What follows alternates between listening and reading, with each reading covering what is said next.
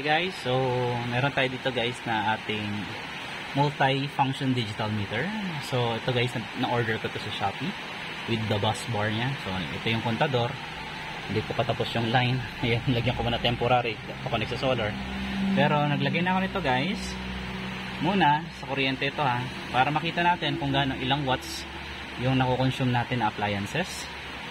Ayan, at ilang kilowatts yung ating nagagamit sa loob ng ilang araw, ilang volts nya, ilang hertz yung gamit, ano to, ampere, ilang ampere po yun.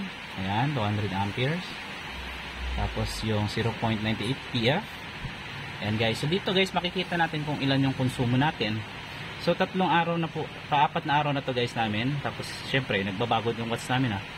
Ang gamit lang namin dito ay electric fan lang muna kasi naka-solar na yung iba eh.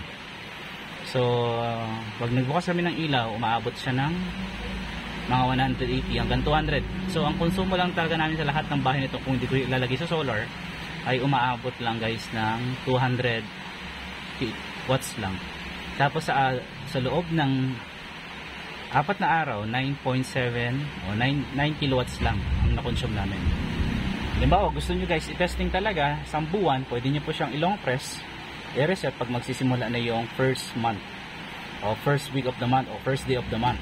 I-reset nyo siya, tapos gamitin nyo siya, compute nyo kung ilang kilowatts ang makonsumo nyo, depende sa gamit ng inyong load or yung watts ng inyong mga appliances. Okay, so maraming salamat guys. Legit to, gumagana to guys. Okay. So para lang guys, para lang magtali lang natin kung magtatali yung ating electric bill, kilowatts sa total watts ng ating electric bill at doon sa ano.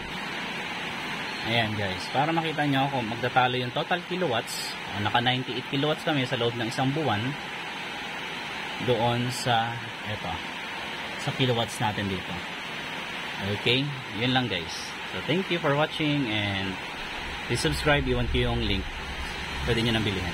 Alright.